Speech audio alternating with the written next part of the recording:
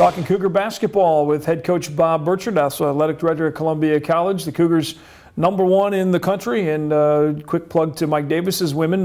Big run for them right now, 10 in a row, and they're back in the top 25. They were there early in the year at the preseason at number 21, and now back at number 24. They're really starting to click on all cylinders on the girls' side. I think they look great, Cosmo, and obviously they've got a good run going now. I think the early record was a little deceiving because there was multiple losses against the same two teams, and which were top caliber teams in the NAI. Coach Davis has a way of scheduling tough early, and really setting the team up for their regular season conference, and I think they're in a good position. They had a great win in Arkansas over the weekend. And Tierney Seifert is really clicking on the three-point arc, and she was rewarded with that with the AMC Women's Player of the Week honors, as was your big man Jordan Dressler, another AMC Player of the Week honor in your 3-0 run last week for the Columbia College Cougars with Jordan Dressler. And you mentioned earlier your comment about he's the best post-passing player. Is that the right quote there that you've ever had? Which is saying something, because you had some very talented big men come through here and play at Southwell Complex. Well, Jordan uses a ton of basketball skills, and we like to let him use those skills. And I was telling somebody the other day that I really think he made a good choice in coming here. I'm very happy he did that. But because we do position our people on the floor to use multiple skill sets. And, you know, he takes a great deal of pride in making that special pass. And many times you see the ball swing through his hands, and a guy will be set up for a backdoor, and he'll make a backdoor bounce pass from 20 feet. And when I look at him after doing that, his reaction to that is equal to, you know, shooting a three or making a big strong post move. You know, it's really funny nowadays. Everybody who makes a three has got to, you know, make a big deal out of it. They've got to have some kind of a sign or a symbol, or, you know, holster their guns or whatever we do. You know, Jordan just he doesn't smile a lot, but you can just see him smile a bit when he makes that great pass. And you know that people like playing with a guy like that. You know, just because, number one, when the ball goes through his hands, he draws a lot of attention. And so that opens up things for other people. And when he's willing to share the basketball like he is, other people are the beneficiaries. And that's a pretty fun person to play with. And then to the flip side of that, in the Mobap game here at home, then he shifts up top and hits one from 2 or 3 feet beyond the three-point arc from dead center. And there was that little bit of a head nod and a little grin walking back, and of course then there's Dad over on the side jotting notes down, and that's an unbelievable weapon when you've got a big man that can do all of those things. You know, like a 5'12" player in baseball, he's just got every skill set imaginable. Well, I think he likes to do that every now and then just to show everybody he can. And well, keep that other team honest too. It does. It keeps everybody honest. And interestingly enough is I had the opportunity to see the Rockbridge girls basketball team play in the Norm Stewart shootout here. And Jordan's younger sister is a great player on the Rockbridge team. And she has an extremely similar skill set to him. And I just keep thinking in the back of my mind that somebody's been schooling those kids pretty well. And my guess is it's the person you mentioned, Dad, on the sidelines taking notes, because they do a lot of the similar things. She stepped out and hit a couple threes during that shootout, and then passed the ball well, and made some tough post moves, all the things that Jordan seems to do. Have you ever seen what the notes are? Have you been privy to those at all? You don't even want to go there? I avoid all note-taking. I've done it for years, actually. Probably my downfall in my own schooling. Your own little notepad there that you bring into the locker room at halftime. The team chemistry, as we talked a little about earlier, obviously with the record and the ranking and so on and so forth, but with several new players and new roles and trying to figure out what you're going to do at the point guard spot. And it's the same whether we're talking soccer with Coach Klein or volleyball with Minnow. It's about chemistry and getting everybody to row in the same direction. And that's something that clicked very early with this team. And Jordan's one of those leaders to help get everybody in that direction. You know, chemistry is probably the most important factor in any group dynamic, Cosmo. And I've thought about this a lot and researched it quite a bit, to be honest with you. But it is absolutely the hardest thing to coach. It is very difficult to make a group of people actually like each other. You know, and maybe that's why it's referred to as chemistry. You know, either the formula works, the mixture works, or it doesn't work.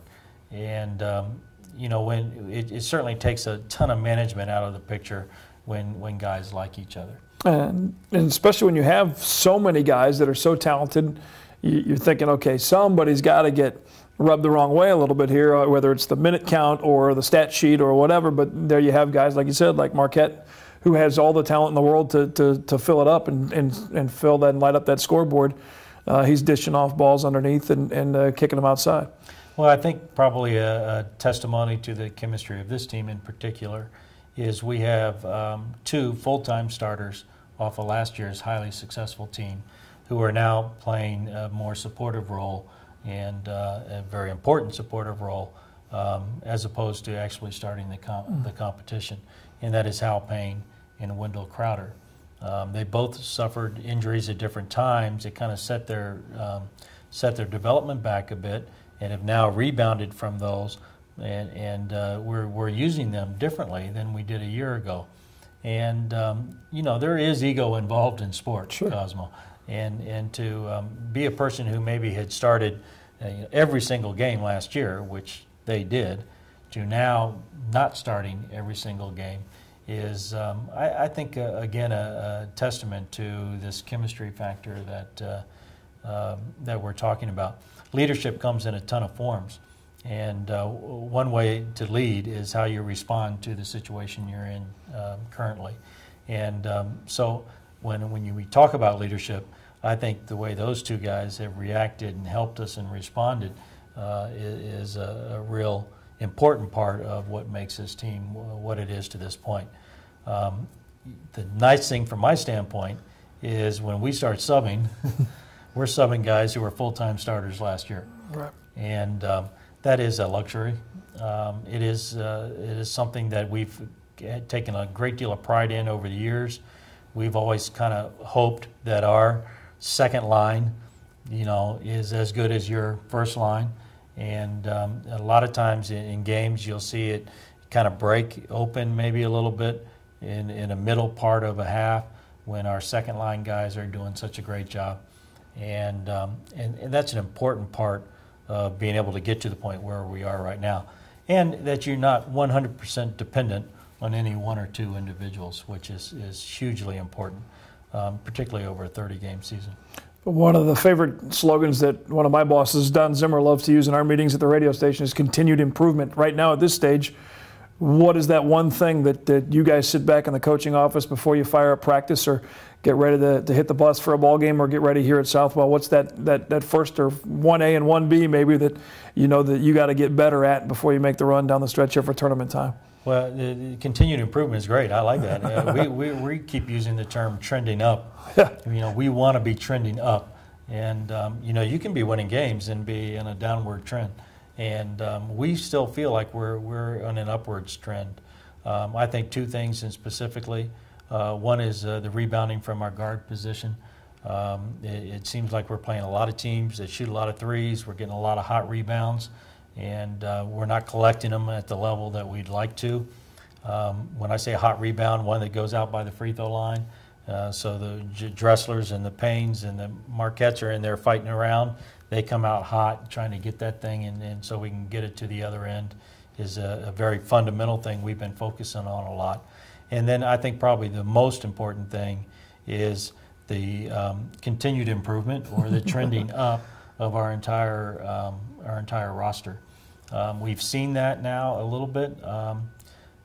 Ben Bowman hasn't been playing a lot of minutes for us. He put in some great minutes down in Arkansas. He put some good minutes here against Missouri Baptist. He scored 11 up at Hannibal. Here's another person that played a lot of minutes last year. Injuries kind of held him back a little bit, and now we think he's trending up. And so if we can get more of our guys on an upward swing at the right time, I think is the thing we're working hardest for. Like you need more weapons, so when you get another guy healthier and giving you even more options out there, it's fantastic. I don't use the weapon term, but I do use this one, Cosmo. If you go play golf, you put a lot of clubs in the bag. Right. And you don't always necessarily use every one of them in every round, but it's nice to know you got a good club in that bag when you're in trouble.